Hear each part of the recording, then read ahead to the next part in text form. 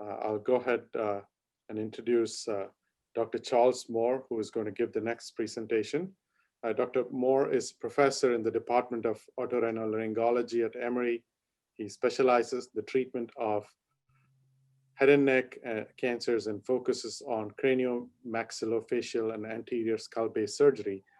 Beyond these, Dr. Moore is incredibly engaged in community. He's a recipient of several awards.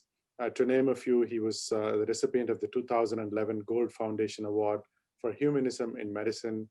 He received the Jerome Goldstein Public Service Award from the National Academy of Otolaryngology, the Zenith Award for Community Activism from the City of Atlanta, and the Rollins School of Public Health. He is going to share with us his thoughts on making a difference by addressing cancer disparities. Dr. Moore, thank you so much for the presentation, and let me turn this over to you. Thank you. Thank you. I appreciate your kind words, Ram. So what I'd like to do for the next several minutes is talk to you about some of the things that I've been involved in as I've been here in Atlanta. To give you a little bit of background, I'm from upstate New York, went to medical school at Harvard, completed residency in otolaryngology at University of Michigan, and then finished a fellowship there also in anterior skull base surgery, craniomaxillofacial surgery and trauma and reconstruction. And then came down to Atlanta immediately after that to take the position of chief of service in the ENT department at Grady. And from essentially day one, what I saw were things like this. Patients that were coming into my clinic only really after their disease process had extended to such an extent that there was really very little that we could do other than to race to the operating room, secure the airway, and get them set up for palliative care. And seeing that over and over again, day after day and month after month, each time I would say to myself, you know, someone needs to do something about this. Until one day I thought, well, maybe that person should be me. And so with that, I just picked the top 3 zip codes from where my patients were coming from, got in my car and started driving out to those areas to see what the issues were, to see if there was a way that I might be of help. And as I was out there, what I encountered was the things that we now term the social determinants of health, all of those factors in which people are born, grow, live, work, and age. And these circumstances are routinely shaped by distribution of money, power, and resources. So I'm continuing to go to talk to people and meet with folks at different locations. And this is what I see on almost every other corner. There are signs for tobacco products, for alcohol. In grocery stores, there are tobacco products everywhere. And one store in particular, there were tobacco products where they normally would carry gums and candies. And it made me think even more about the difference between health disparities and healthcare disparities. Health disparities, as we've heard a lot about already, and healthcare disparities, which refers more to the ability to get access which may be related to health insurance coverage and access to care, et cetera. So I decided to do a little bit more. I bought some supplies and started going to non-traditional locations. So under bridges, places that were off the beaten path, to provide head and neck cancer screenings initially, because I thought, you know, I'm an otolaryngologist, I can do head and neck cancer screenings. And as I was out there, I saw all the medical issues that weren't being addressed, relearned some primary care, and started to incorporate some basic primary care along with the head and neck cancer screenings, really all around Atlanta. And as it continued, I realized that if I was able to bring additional people with me, we could make an even bigger impact. So with that, I started to actually talk to people about what I was doing, ask some colleagues to come along with me. as well as started to bring my residents along with me to more traditional locations. So we went to homeless shelters, to faith-based organizations, fairs. And in this slide, you see that we're in a number of different places, as well as we subsequently started doing this work out of a mobile unit. And that continued. And I realized that people really needed a fixed location within their community that they could have access to this care. People were starting to follow me around, which was fine, but they needed to know that they could go to a specific place when they needed to. And in this slide here, you see a couple of things: the communities that I'm working in, and on the left, on my left, and what's important to note is that this is only about 5 to 7 miles away from the center of the city. And that's not uncommon in most cities around the US and other places. And if you look at health disparities, there is essentially about a 10-year life expectancy difference between those two locations, even though it's about 5 to 7 miles in difference. So I'm continuing to provide the care, decide that we need to have a fixed location, and then we transition into a small space within a community service organization and then continue to grow. And now on the right, you see the Healing Community Center, which is a federally qualified healthcare center that grew out of my initial work from my car. That has continued to grow. We now have not only that site where we do primary care, OBGYN, cardiology, ENT, of course, pediatrics, behavioral health, and other supportive services. We have 2 school-based health clinics, so clinics within the elementary schools to provide care for the kids, their families, and the staff, as well as another smaller location that does primary care. So I'm continuing to do that work, but still working at Grady. And I'm in the initial stages, I realized that I was telling my patients to not use tobacco products, but I was not adequately providing them with the tools that they needed. So I decided to get some additional training so that I became a tobacco cessation facilitator, as well as train our head nurse to learn those skills. And we started providing a tobacco cessation class out of our clinic, and that's continued to grow.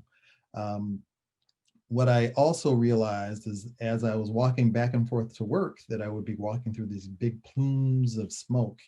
And upon further inspection, I would see that there were employees from all over, not only just from this facility, but from Georgia Power, from Georgia State, and other places. People were coming from other organizations because their organizations were smoke-free facilities to this facility, which was not. Seems kind of counterintuitive to come to a hospital to smoke. So I embarked on a campaign to transition Grady into a smoke-free facility, was able to garner enough support from the employees and from the executives that we in 2016 became a smoke-free facility. Now that required a lot of different things, a lot of surveys of employees and patients, and demonstrating why this was of benefit.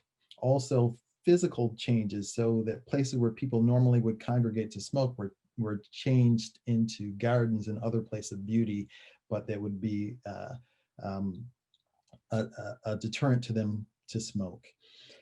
I also realized that when patients come to the hospital, it's a time when many are open to new things. And Grady Health System sees approximately 650,000 patient visits a year. There's about 960 hospital beds and about 6,500 employees. And I thought this would be a great opportunity to introduce some of these smoking or tobacco cessation techniques to inpatients. We're able to work with our leadership to create a nurse-driven protocol so that all patients, when they're admitted to the hospital, If their provider thinks it's appropriate, they're approached about tobacco cessation. They're provided with a nicotine patch while they're an inpatient, free of charge, and are given some initial literature and connected with one of our smoking cessation, tobacco cessation classes. That also meant that there would be a greater need to have additional facilitators. So I thought, what better way than to have the employees themselves support the program for the hospital. And we began to train hospital employees to be smoking and tobacco cessation facilitators. Now we have classes that are offered in all of the Grady Health System sites. Next step will be to further train residents, faculty, and staff. Now, this slide I just showed to demonstrate the impact of this, and I'll read this lower portion from one of the patients. It says, "This is a powerful program. When I learned about the toxins and chemicals in cigarettes and how secondhand smoke was impacting my daughter who lives with me, it opened my eyes to the damage I was doing to my body. I was hurting myself and my family. I had to make a change." And this program has been tremendously successful. We've extended it out to some of the Atlanta Housing Authority as well, complexes.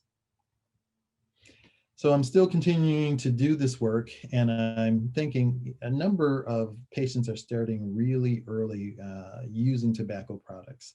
And I decided to do some surveys of children at different ages to see when they were starting, and then working together with the Emory School of Public Health and the Morehouse Public Health Program, was able to develop a curriculum called ASHES that focuses on hopefully preventing kids from starting to use tobacco products, but if they do, giving them some tools to help them stop, as well as information for their caretakers so that they can also stop using the tobacco products. Continuing at this point to do work at Grady and at the Healing Community Center. And I'm noticing that a number of my patients at Grady in particular were coming back after we've done, pretty extensive operations. They're coming back to our clinic or to the hospital to be admitted because they didn't have a way to take their medications. They didn't have access to the supportive services that they needed. They didn't have food. They didn't have a clean place to stay. And so I reached out to St. Joe's Mercy Care, and we started talking about ways to help patients recuperate, and we developed the medical recuperative program, which was on the floor there in the Gateway Center. And what that was a facility that allows patients to transition to this location with very low level medical care. For the most part, patients are able to take care of themselves, but they need additional supportive services. So at that location, we would also not only provide housing, food, get them back and forth to their appointments, but give them, help them with job training and skills training, and help set them up for permanent housing. And that was really quite successful. We found that the average length of stay for those individuals were about 29 days. With a savings to the hospital about $3,500 per client. 62% were discharged to permanent housing, and there's a significant annualized net savings. So as I'm doing that, I'm still working in the community and doing things and seeing that there's a need to have folks not only have access to care, but feel comfortable in talking about their issues with healthcare providers. So I initially started doing a walking program where it would bring people out, help create a sense of community. In some communities, people don't feel necessarily safe to walk alone, but they will walk together. It will have a healthcare provider that provides a health tip. We're all casually dressed in sweats or whatever you have, so that people feel comfortable engaging in conversation, and has been tremendously successful. We then later joined with the national program Walk with the Doc. And here you see a beautiful walking trail that we do have this program at. Now, because of coronavirus, we've created a virtual walking trail every Saturday at 9 a.m.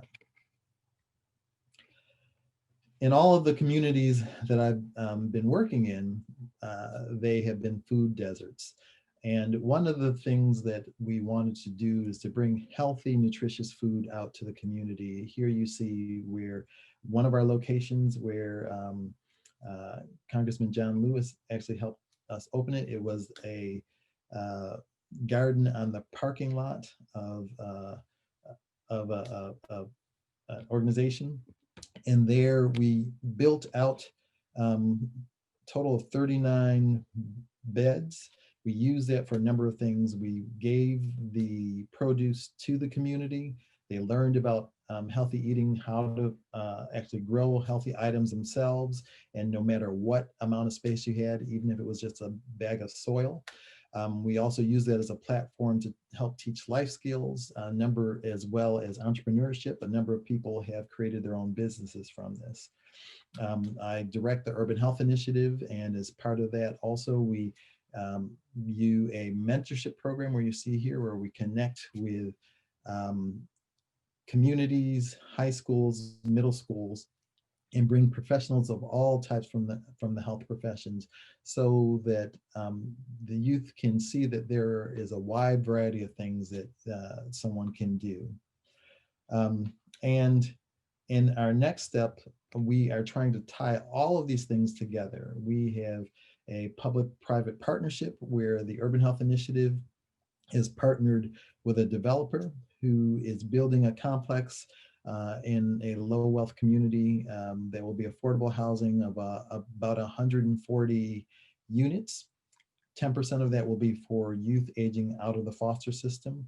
It will have a production garden on site as well as a teaching garden, so that we can use all the programs that we've been working on and focus on a particular community. We'll have a grocery store within it, help to teach entrepreneurship, all the skills that someone might need in order to hopefully address all of these issues at a really early age and work towards addressing issues across the lifespan.